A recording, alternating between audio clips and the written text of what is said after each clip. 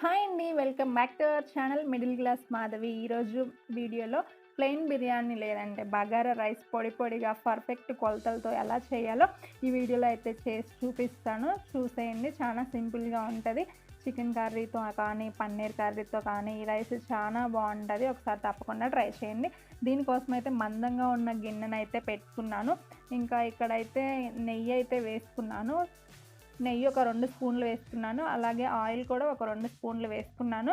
ఇంకా బిర్యానీ ఆకు, యాలకులు, దాల్చిన చెక్క, లవంగాలు, మిరియాలు, ఇంకా షాజీరా, హోల్ గరం మసాలా, బిర్యానీ మసాలా మొత్తం అయితే వేసేసుకున్నాను.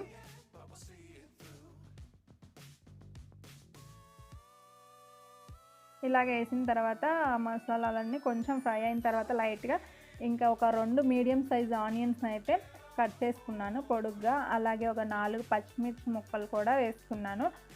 ఈ ఆనియన్స్, పచ్చిమిర్చి కూడా లైట్గా ఫ్రై చేసుకోవాలి. ఇలాగ ఫ్రై అయిన తర్వాత 1 టీ స్పూన్ అయితే అల్లం వెల్లుల్లి పేస్ట్ కూడా వేసాను. అల్లం వెల్లుల్లి పేస్ట్ కూడా పచ్చివాసన పోయేలాగా బాగా ఫ్రై చేసుకోవాలి. ఇలా ఫ్రై చేసిన తర్వాత అయితే 1 స్పూన్ అయితే గరం మసాలా అయితే వేసుకున్నాను. చెక్క, లవంగాలు అన్నీ కలిపి పౌడర్ చేసిన గరం మసాలా 1 స్పూన్ వేసుకున్నాను. ఇంకా అలాగే కొంచెం కొత్తిమీర కూడా వేసుకొని బాగా ఫ్రై చేసుకుంటున్నాను.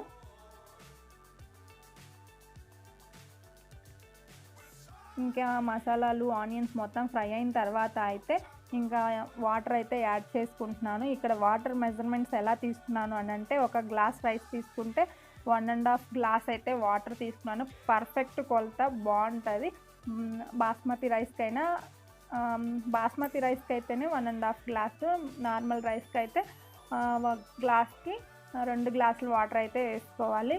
ఇంకా ఇక్కడ వాటర్ అయితే వేసిన తర్వాత టేస్ట్కి సరిపడా సాల్ట్ కూడా వేసేసాను. వేసిన తర్వాత ఒక 10 నిమిషాలు అయితే బాగా ఎసురు మరిగిన తర్వాత ఒక అరగంట ముందలే నానబెట్టుకున్న బాస్మతి రైస్ని అయితే ఈ మరుగుతున్న ఎసురులో అయితే వేసుకుంటున్నాను.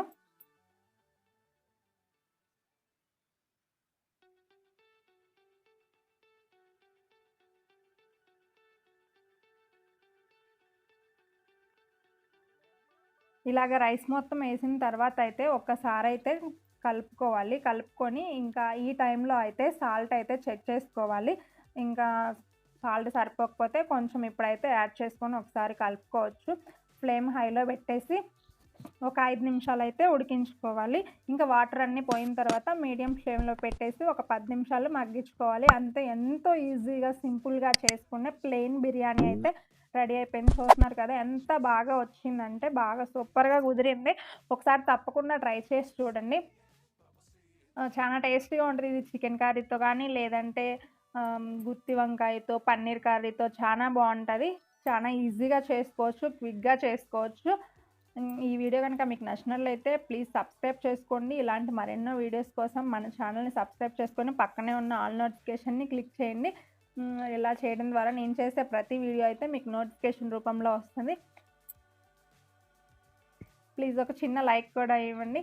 ఇంతవరకు వీడియో చూసినందుకు థ్యాంక్ యూ ఫర్ వాచింగ్.